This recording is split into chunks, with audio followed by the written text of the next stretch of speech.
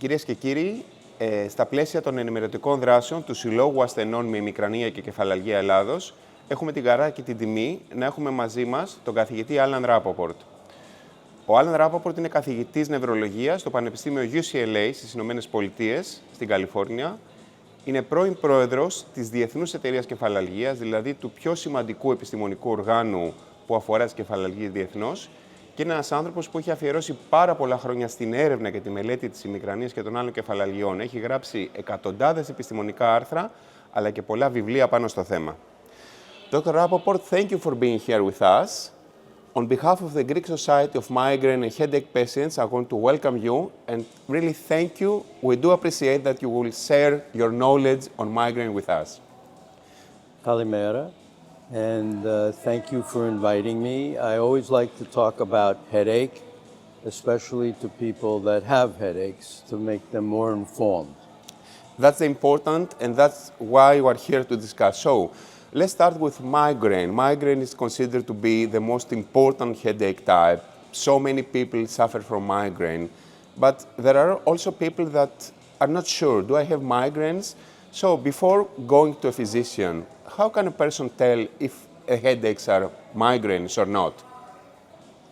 The easy way is if you have a bad headache a few times a month, and the next day or 2 days later you're fine, and with that headache you have some trouble functioning, maybe a little nausea or feel like you're going to throw up, and maybe also sensitivity to light, there's probably nothing else that it can be. But to be a little more specific, the average person with migraine will have 1 to 3 attacks a month. Some people 1 a year, some people 3 a week, but the average is about 1 to 3 in a month. And the attack usually has a lot of pain associated with it, and the pain is usually severe, and it's often one-sided. And it's more in the front of the head than the back of the head, so it's in the temple, or over the eye, or in the eye, or behind the eye. But it could be on both sides of the head in a small number of people. And the type of pain it is, it's a throbbing, pounding pain, almost like to the beat of your heart. But it could be steady. And sometimes when I ask that question, people say, sometimes it's steady, sometimes it's pounding. And it's associated with some other symptoms. Most people with migraine have nausea. Most people have sensitivity to light. Some have sensitivity to sound. Some have sensitivity to smell. So people, when they get a migraine attack, like to lie in a dark room without any noise, no smells, no activity, no sound. We call that hibernation. That's pretty much what migraine is, but also it causes a lot of disability. People can't function well during a migraine attack unless they get really good medication or other treatments. And so if they're working, they miss days at work and they don't get promoted as much as they should. If it's a mother at home with 3 children, she might have trouble taking care of those kids and need help to come in. Migraine also makes people feel funny. They get nervous about telling people about their migraine because you can't see anything wrong with a migraine patient.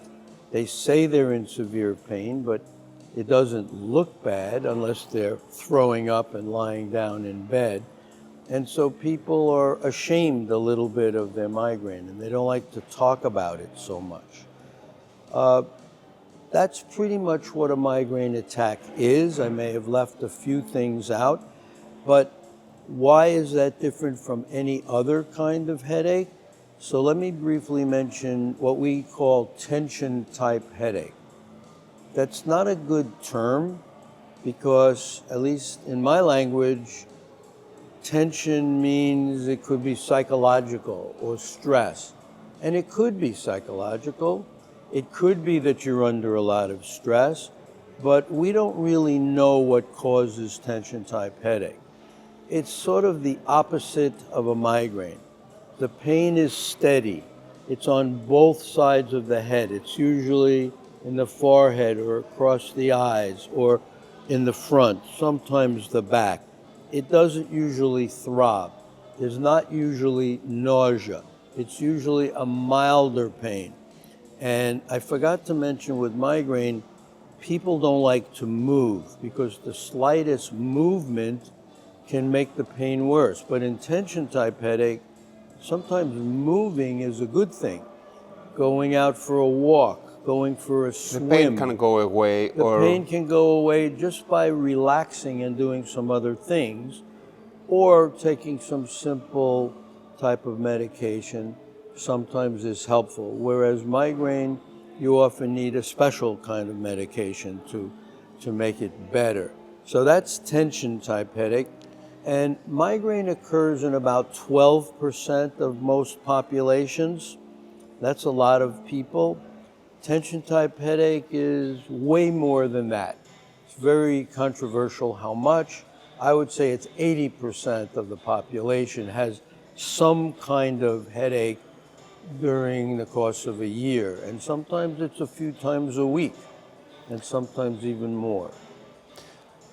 So, you think clinically migraine has certain specific features, the ones you described, and based on this, we can say that most likely a person might have migraine. So this could be the clinical picture. That's true. And actually, when you go to a doctor and you say, well, I have these headaches, tell me what's wrong with me and give me the right treatment, there's no specific test that proves that it's migraine. There's no scan that proves it. There's no blood test that proves it. So the doctor really makes the diagnosis on the basis of these symptoms I've been talking about. And there are a certain number of symptoms that you have to qualify for to be able to be diagnosed as migraine. And so it's just a way of describing to the doctor what's wrong, and the doctor would ask some specific questions and make the diagnosis on the basis of what you tell them. Okay, so thank you for this information, and we'll continue with migraine diagnosis in our next video. Okay.